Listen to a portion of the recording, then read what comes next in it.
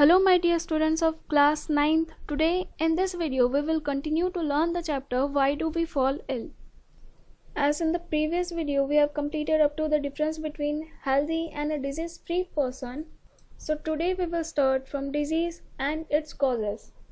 As we know, disease is the malfunctioning of the normal state of the living organism that disturb performance of the vital function. When there is a disease, either the functioning of one or more systems of the body will change for the worse. These changes give rise to the symptoms and signs of disease. Symptoms of disease are the things when we feel as being worse. So we have a headache, we have cough, we have loose motion, we have a wound with pus. These are all the symptoms. Different diseases show the different symptoms. This indicates that there may be a disease, but they don't indicate what is the disease or what the disease is. Like example, headache may mean the examination stress, or very rarely it may mean meningitis or any one of the dozen different diseases. Meningitis is usually caused by a viral infection, but can also be bacterial or fungal. It marked by intense headache and fever, sensitivity to light, and the muscular rigidity. The signs of the disease are what the physician will look for on the basis of the symptoms. Like when you visit a doctor, first they look around the symptoms, for which they can easily recognize the disease. Our next topic is the types of diseases. Acute and the chronic disease. The acute disease lasts for a very short period of time. For example, the common cold. And the disease which lasts for a long time, sometimes even for the whole life, is called the chronic disease. For example, elephantiasis. These are the lymphatic filariasis, commonly known as elephantiasis, is a neglected tropical disease. The infection occurs when the filarial parasite are transmitted to human through mosquitoes, which is very common in some parts of India.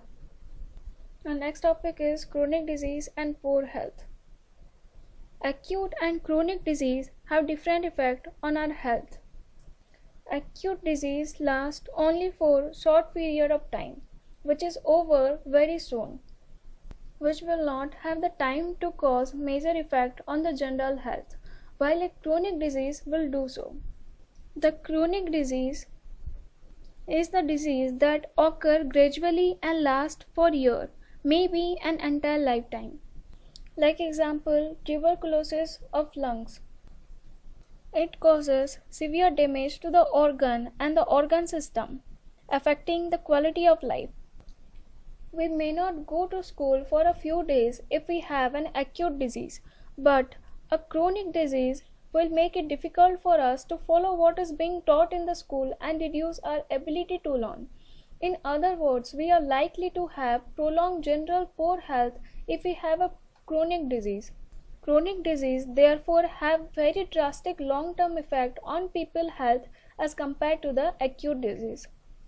So our next topic is the causes of disease. Let us look at an example. If there is a baby suffering from a loose motion, we can say that the cause of loose motion is probably an infection. But where did the infection come from? Suppose we find that the infection came through the unclean drinking water, but many babies must have had this unclean drinking water. So why it is that one baby developed the loose motion when the other babies did not? One reason might be that this baby is not healthy.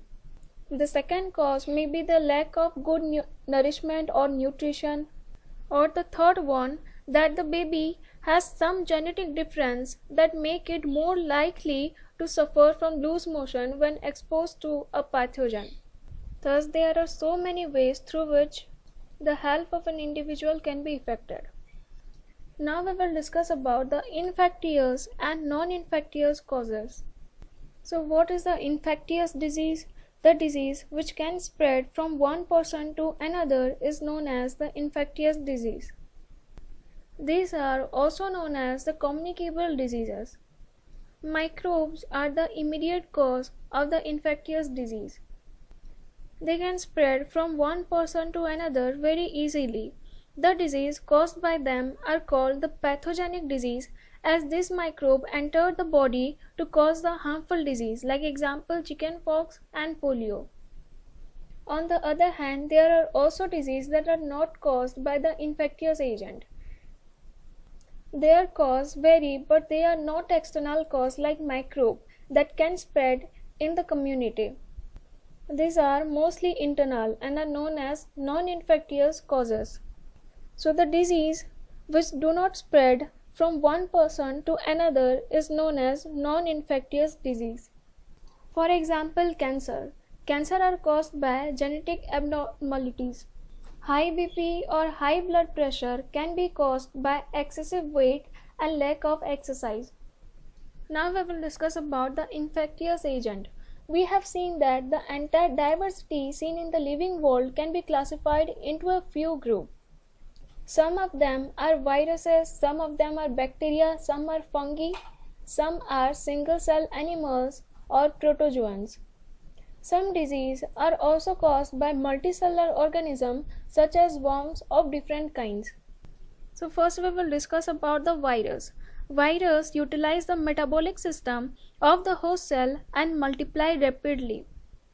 Like example, polio, AIDS, influenza, dengue, fever are caused through virus. Next is the bacteria. Bacteria are the unicellular and prokaryotic, reproduce very quickly. For example, typhoid, tuberculosis, cholera, etc. Third is fungi. Fungi are multicellular eukaryotic heterotrophic organisms and they may cause many skin infections. Fourth one is the protozoan. Protozoan are unicellular eukaryotic and reproduces on their own. Some example of protozoan disease are malaria, Kala Azar, etc. The fifth one is the helminthes.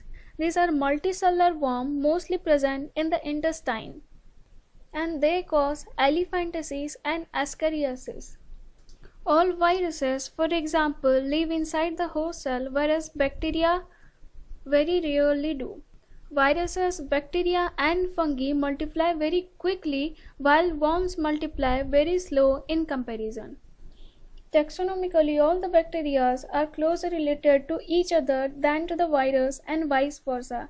This means that many important life processes are similar in the bacteria group but are not shared with the virus group.